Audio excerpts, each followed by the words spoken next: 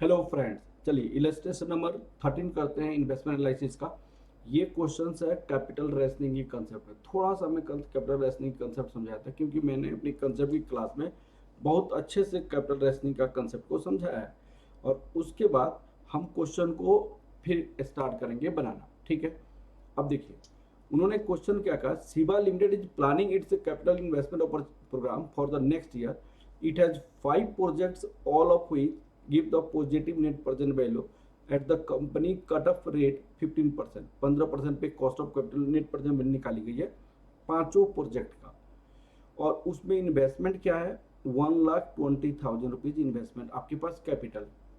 अब देखिएगा, अगर इस पांचों प्रोजेक्ट को सिलेक्ट किया जाए, पांचों प्रोजेक्ट को सिलेक्ट किया जाए तो आपके पास टोटल कैपिटल कितना चाहिए।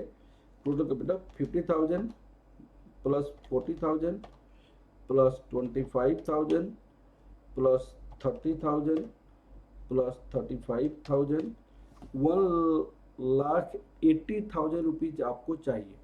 लेकिन आपके पास लिमिटेड कैपिटल है। कैपिटल कितनी है आपको, 1,20,000। तो इस केस में क्या करते हैं, under limited capital, under limited capital, if you have several opportunity of investment, several opportunity of investment, अगर आपके पास बहुत सारी अपॉर्चुनिटी है इन्वेस्टमेंट करने के लिए, then we use technique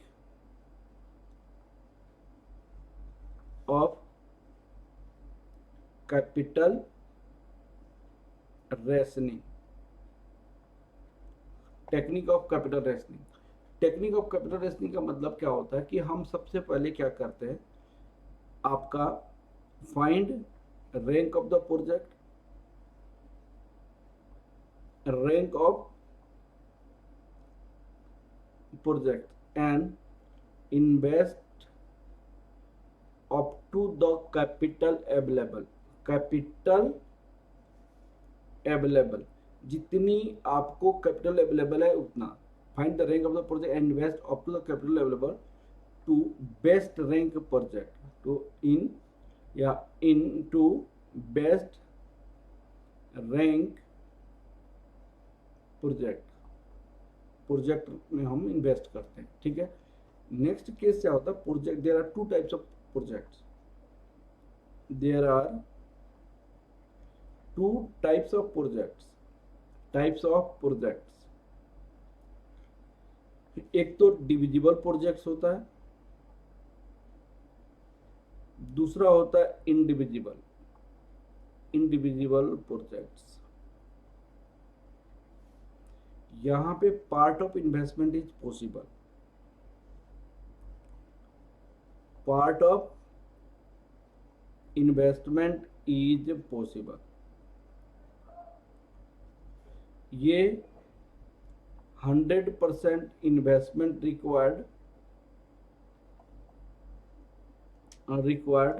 no part investment is possible. कोई आपको पार्ट में इन्वेस्टमेंट की पॉसिबिलिटी नहीं है। अभी दोनों चीजें मैं क्वेश्चन के बेस पे आपको डिस्कस कर रहा हूँ और क्वेश्चन के बेस पे आपको समझाऊंगा। अब सुनिए, यहाँ पे रैंक निकालना पड़ता है सबसे पहले।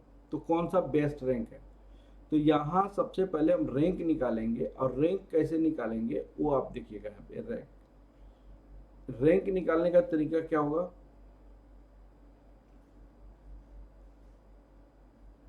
यहाँ पे रैंक देखेंगे,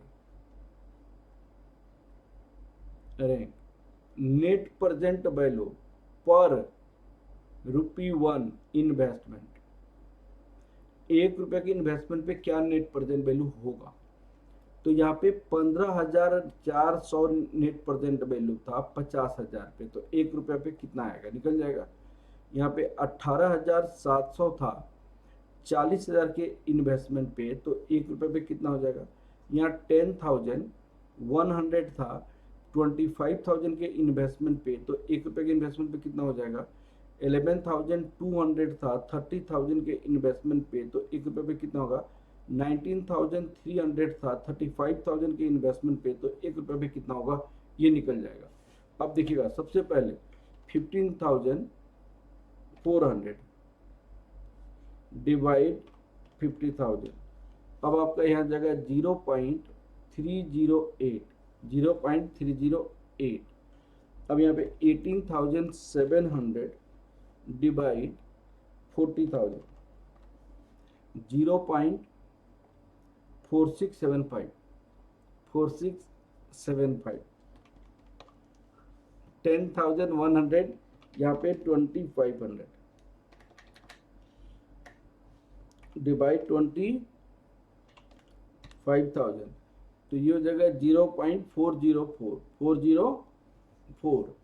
11,200 डिवाइड 30,000, तो 0.3733। अब 19,300 डिवाइड 3,500, अब आपका कितना आंसर आ जाएगा? 0.5514। अब देखिए, ये इतना आने के बाद जो सबसे मैक्सिमम होगा उनको रैंक आपका 1 आ जाएगा।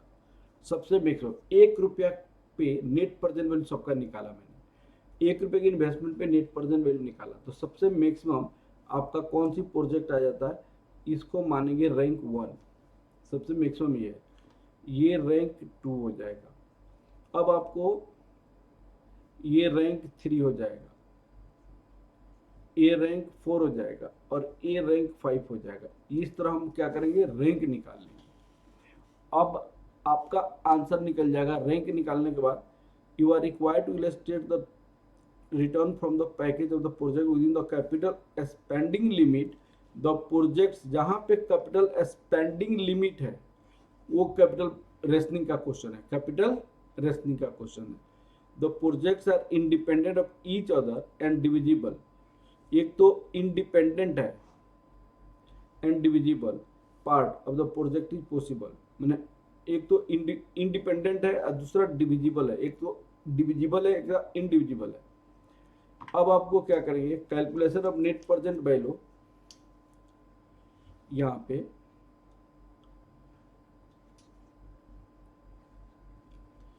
Calculation of net present value of projects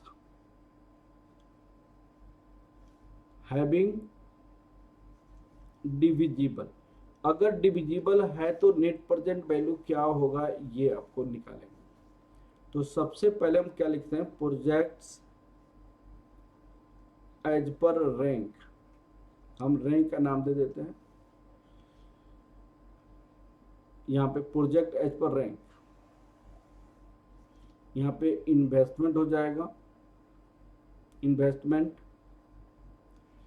balance capital, balance capital आपके पास कितना होगा, और यहाँ पे नेट प्रेजेंट वैल्यू होगा। तो सबसे बेस्ट रैंक फर्स्ट ई का था, यहाँ पे लिखेंगे ई। इन्वेस्टमेंट कितनी थी? 35,000, हम यहाँ पे लिखेंगे 35,000। टोटल कैपिटल आपके पास कितना था? 120। 120 में आपका 35,000 निकल गया तो कितना बच गया? 1,20,000 माइनस 35,000, तो ये 85,000 आ गया। यहाँ पे 85,000 में दूसरी प्रोजेक्ट को इन्वेस्ट करोगे। ई का नेट प्रेजेंट वैल्यू कितना था आपका? 19,300, यहाँ पे लिखेंगे 19,300। ये आपका रुपीज में आ जाएगा, ये आपकी रुपीज में, ये आपका रुपीज में। अब सेकेंड रैंक किसका है? सेकेंड रैंक आप बी का है, 40,000, 18,700, यहाँ पे बी का है। यहाँ पे 40,000 बी का है, यहाँ पे 40,000, तो कितना हो जाएगा? यहाँ पे 45,000। अब इसकी 18,700, इसका नेट प्रेजेंट 18,700 है। अब देखिए 45,000 आपके पास पैसा बच गया। उसके बाद कौन सा रैंक है? थर्ड में सी, 25,000, सी 25,000। 45,000 माइनस 25,000 माइनस करोगे तो आपको यहाँ पे कितना बच जाएगा, 20,000। इसकी नेट कितना है आपको, 20,000। ये 10,100, यहाँ पे 10,100 हो गया। ईबीसी के बाद अब क्या हो जाता है आपको, 10,100 ईबीसी, ईबीसी। अब उसके बाद अब आपके पास कौन सा बच जाता है, यहाँ पे फोर्थ डी, यहाँ पे प्रोजेक्ट डी है, तो डी में इन्वेस्टमेंट आपकी कितनी है, 30,000। यहाँ पे 30,000, लेकिन अवेलेबल कैपिटल तो आपके पास 20,000 ही है, तो 20,000 ही इन्वेस्ट करोगे। तो 20,000 माइनस 20,000, यहाँ पे जीरो हो जाएगा। अब बात को समझिए, यहाँ पे 20,000। अब प्रोजेक्ट डी का 11,200 नेट प्रेजेंट वैल्यू है, 11,200 नेट प्रेजेंट वैल्यू है 30,000 की इन्वेस्टमेंट पे। तो यहाँ पे लिखेंगे 11,200 30,000 की इन्वेस्टमेंट पे, तो 20,000 के इन्वेस्टमेंट पे कितना हो जाएगा आपका, कितना हो जाएगा, 11,200 डिवाइडेड बाई 30,000 इंटू 20,000 पे आपका कितना हो जाएगा, 6.67, ये आपका आ जाएगा। टोटल नेट प्रेजेंट वैल्यू आपके पास कितना हो जाएगा, total net present value for capital ₹1,20,00,000, total कितना हो जाएगा, प्लस 10,100 प्लस 18,700 प्लस 19,300, ये आपका रुपीज हो जाएगा 566,566.67, ये आपका नेट प्रेजेंट वैल्यू हो जाएगा। ठीक है, अगर प्रोजेक्ट डिविजिबल है तो हम पार्ट में इन्वेस्टमेंट कर सकते हैं, पार्ट में इन्वेस्टमेंट किया जा सकता है यहाँ पे। ठीक है, सेकंड केस क्या बोला, इंडिविजुअल प्रोजेक्ट्स है। तो जब इंडिविजुअल प्रोजेक्ट है तो यहाँ पे 30, जैसे प्रोजेक्ट डी है तो प्रोजेक्ट डी में इन्वेस्टमेंट की रिक्वायरमेंट है 30,000, लेकिन हमारे पास 20,000 ही है, तो उस केस में हम 20,000 को हम रिजेक्ट कर देते, 20,000 को इन्वेस्ट नहीं कर सकते थे। इंडिविजुअल प्रोजेक्ट है, part investment is not possible, लेकिन डिविजिबल में पार्ट इन्वेस्टमेंट पॉसिबल है। अब इस केस में ईबीसी है तो 3 प्रोजेक्ट तो आराम से हो जाएगा इन्वेस्टमेंट। ठीक है, तो अब in the case of divisible, indivisible, in the case of indivisible, अब सुनिए, इंडिविजुअल के केस में हम आपको करेंगे ग्रुपिंग इन्वेस्टमेंट। आपको सबसे पहले क्या करेंगे, हम प्रोजेक्ट एज पर रैंक लिख देंगे। यहाँ पे कैसे करते हैं हम देखिएगा, project as per rank,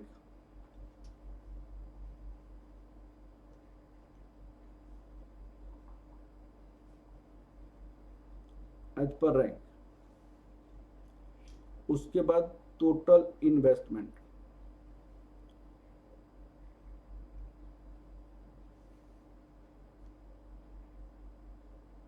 total investment. अब आपके पास टोटल इन्वेस्टमेंट हो गया।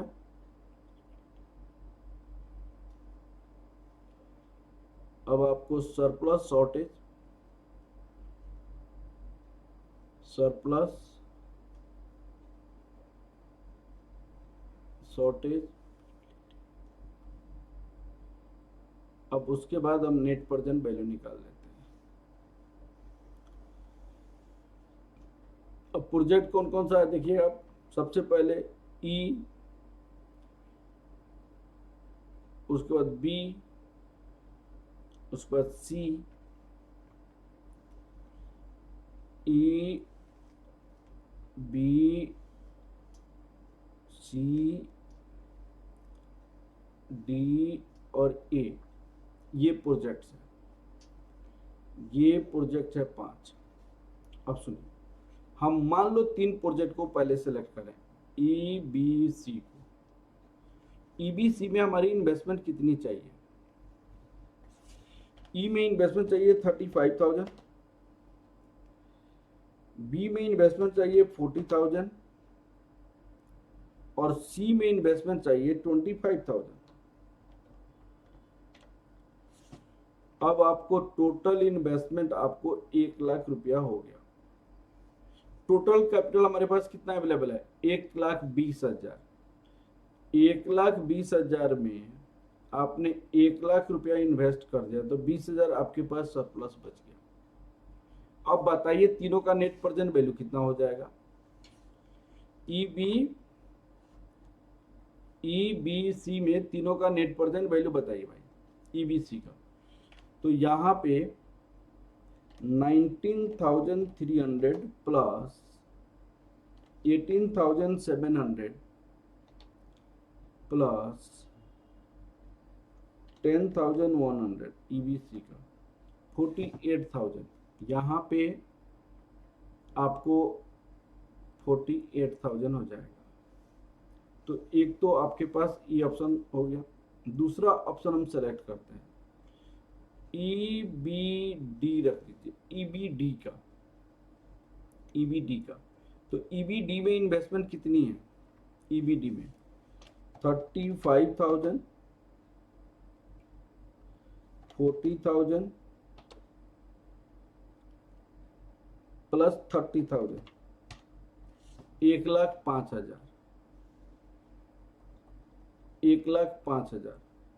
अब आपको यहाँ पे 1,20,000 में 1,05,000 निकल गया तो 15,000। तो इसकी नेट प्रेजेंट वैल्यू कितना आ जाएगा? तो 19,300 प्लस 18,700 प्लस 11,200, 49,200। यहाँ पे 49,200 हो गया। अब इसी तरह आप बहुत सारे आपको निकाल सकते हैं। 15 आपका क्या बनेगा इसमें? अप्रॉक्स 15 आपको क्या बनेगा इसमें? 5 इंटू 3, 5 4 3, 20 आपका कॉम्बिनेशन बनेगा लगभग। तो ये सारी कॉम्बिनेशन बनाते जाएगा, मोस्ट ऑफ द केस में ये वाला आंसर आपका आ जाएगा। ठीक है, तो ये आपको कौन से केसेस हो जाएगा? ये ईबीडी 49,200, ईबीडी आपका बेस्ट होगा। ठीक है ना? इस तरह आप और भी आप कॉम्बिनेशन बना सकते हैं, उसके बेस पे डिसीजन दे सकते हैं। चलिए, okay, thank you class. Next class में फिर हम दूसरा क्वेश्चन करते हैं। ओके।